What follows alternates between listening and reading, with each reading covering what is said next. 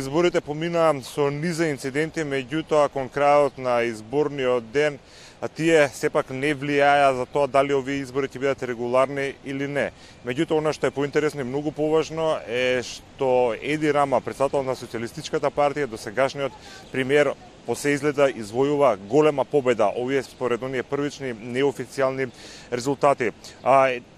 Ова разлика во однос на другата партија вели дека одат и до 50%, односно дека можеби ќе одлучуваат само на нијанси дали Еди Рама ќе добие 70, 71 или 72 пратеници. Ако освои над 71, тој ќе може и самостојно да формира влада, односно ќе го добие тоа што го посакуваше уште за време на кампањата, кога ги повика албанските гласачи да му дадат над 72 пратенички места во парламентот, да не биде условуван, како што кажа, од никого.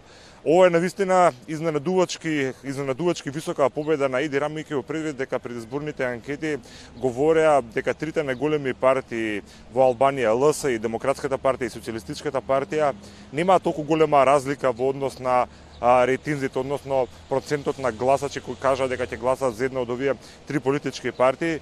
Меѓутоа, известно е дека Социјалистичката партија на Еди Рама извојува голема победа на овие парламентарни избори во Албанија. Тој вчера не даде изјава, сепак неговиот сопартиец и актуелен градоначалник на Тирана кажа дека граѓаните на Албанија гласале за продолжување на економските реформи и за забрзано членство во Европската Унија. Што се однесува до другите партии, само 35% освои Демократската партија на Љујзин Беша, покрај тоа што тие практично беа иницијатори на овие предвремени парламентарни избори. Знаеме дека доаѓаат по една тешка политичка криза која што траеше со месеци во Албанија, со голем број протести токму на организирано Демократската партија.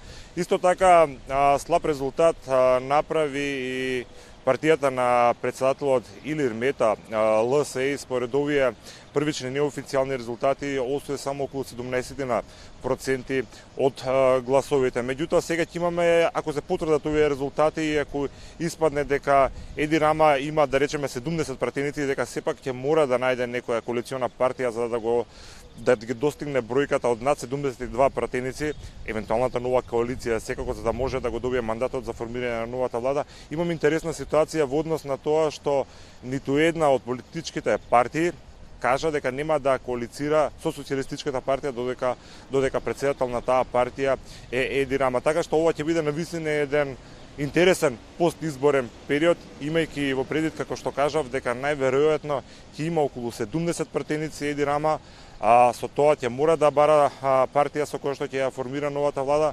Меѓутоа, сепак останува отворена можноста по пребројувањето на сите резултати да добие и 72 пратеници и да може до една апсолутна победа, да има апсолутно мнозинство и да може сами комотно да владее наредните 4 години. Како и да е, се уште од овие информации кои што успеевме да ги добиеме, не знаеме дали македонец има во албанскиот парламент. За тоа предпоставувам ќе треба да почекаме уште неколку часа. Меѓутоа, официјалните резултати за овие избори од Централната албанска изборна комисија се најавени дури за понеделник. Како и да екипата на телевизија Ново останува и денеска овде во Тирана. Очекувате директни вклучувања со анализи и со подетални информации околу резултатите на овие парламентарни избори.